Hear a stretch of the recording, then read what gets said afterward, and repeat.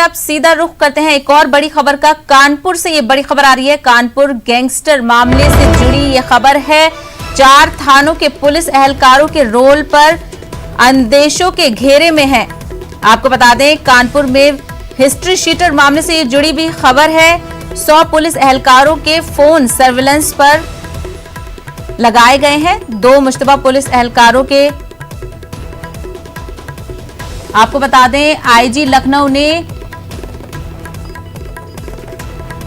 बलहूर थाने पहुंचकर पुलिस एहलकारों से पूछताछ की है। कानपुर गैंगस्टर मामला में पुलिस की जो इंकशाफ है वो सामने आ रहे हैं। इस पूरे मामले में चौबेपुर थाना शक के घेरे में है और अब 4 थानों के पुलिस एहलकारों के रोल पर अंदेशे का घेरा जाहिर किया जा रहा है। अब तक तो चौबेपुर थाना अंदेशे के घेरे में आ रहा था, लेकिन अब 4 थानों के पुलिस एहलकारों के रोल पर अंदेशा जाहिर किया जा रहा है। आईजी लखनऊ ने बलहूर थाने पहुंचकर पुलिस एहलकारों से पूछताछ शुरू कर दी है।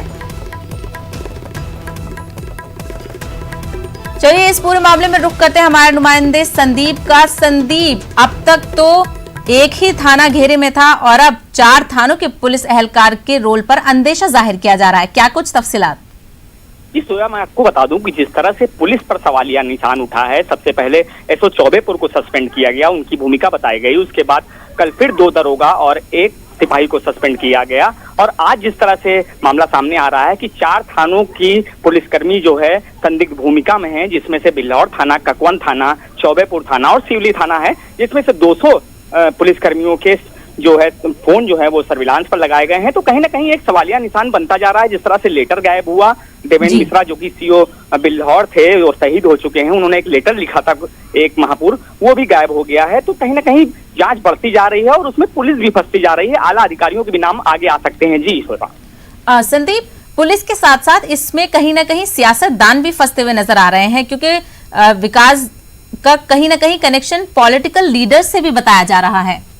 देखिए सोबा, ये जांच का विषय है कि पॉलिटिकल लीडर इसमें फंसे हुए हैं या क्या इसकी भूमिका है, क्योंकि जिस तरह से विधायकों ने जो अपने बयान दिए हैं, जो मौजूदा विधायक हैं बीजेपी के, जिन 2017 में जब एसटीएफ ने पूछताछ की थी विकास दुबे से, तब उन्होंने अपने को बचाने के लिए जो है इन लोगों का नाम लिया था और अब ये जांच का विषय बनता जा रहा है। जिस तरह से एक नया मामला सामने आया है, जय वाजपेयी जो कि एक कारोबारी हैं, उनका नाम जुड़ता नजर आ रहा है, उनसे संबंध जुड़ते नजर आ रहे हैं। जय वाजपेयी खुद राजनीतिक दल से जुड़े रहे हैं, पहले वो सपा में जुड़े रहे थे और मौजूदा समय में भाजपा के कई करीबी नेताओं से, बड़े नेताओं से करीबी उनकी है। जी शोभा।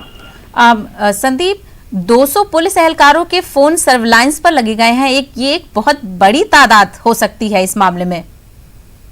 जिस तरह से शोभा विकास दुबे की जो दबंगई थी वो लगातार बढ़ती जा रही थी और यहाँ तक कि आप ये समझ लीजिए कि जो आसपास के गांव, यानी कि बिकरू गांव के जो आसपास के गांव थे, उनके गांव में जिन लोगों के रिवॉल्वर के लाइसेंस बनते थे या राइफल के लाइसेंस बनते थे या राइफल्स होती थी, वो विकास दुबे के पास रहती थी। ऐसी सूचनाएं आ रही हैं कि मतलब कोई जो लाइसेंस अपने लिए बनाता था, अपनी सुरक्षा के लिए बनाता था, लेकिन वो विकास दुबे के घर पर रहती थी। तो ये एक बहुत जांच का विषय है कि किस तरह से पुलिस वाले भी उनके संपर्क में रहते थे और लगातार बड़े अधिकारी भी संपर्क में, मतलब डायरेक्ट ना संपर्क में तो नहीं रहते थे, लेकिन जो लोग उनके बीच में होते थे, जैसे कारोबारी होते थे, तो वो संपर्क में, आला अधिकारियों से विकास दुबे के संपर्क में रहते थे। जी संदीप, योगी हुकूमत के दौरे इख्तिदार में हमेशा जो बदमाशों का जो गिरोह है वो खत्म करने की बात कही गई है। अब ऐसे में जो योगी सरकार की पुलिस ही इस मामले में घिरती जा रही है, तो कैसे इस मामले को सॉल्व किया जाएगा? जी बिल्कुल ठीक कह रही हैं शोभा, क्योंकि जिस तरह से जो पूर्व एसएसपी अनंत देव तिवारी कानपुर में थे, उन्होंने ऑपरेशन लंगड़ा एक यहाँ पर चलाया था, जिसमें तकरीबन 100 से ज्यादा मुठभेड़ें हुई थी और अपराधियों के पैर में गोली लगी थी, बड़े अपराधी, इनामी अपराधी पकड़े गए थे। लेकिन एक सवालिया निशान ये भी उठ रहा है यहाँ पर कि जब इतना बड़ा अपराधी विकास दुबे नाम का जो अपराधी, उसको ऊपर कोई कार्रवाई क्यों नहीं हुई, जिस पर जो है 60 से ज्यादा मुकदमे थे, हिस्ट्री सीटर था, उसकी दबंगई थी, उसके बावजूद उस पर कार्रवाई नहीं हुई। तो कहीं ना कहीं पुलिस पर सवालिया निशान बनता है। और रही अब एक्शन में जब सरकार आई है, तब डीजीपी को यह आदेशित किया गया था, योगी सरकार ने आदेशित किया कि माफियाओं की लिस्ट बनाकर डीजीपी स्वयं देखें और कार्रवाई की जाए। तो कानपुर गैंगस्टर मामले को सुलझाने की तमाम तर कोशिशें की जा रही हैं। संदीप, बेहद शुक्रिया तफसीलात के लिए। रुकेंगे एक छोटे से ब्रेक के लिए, देखते रहिए न्यूज़ 18 उर्दू।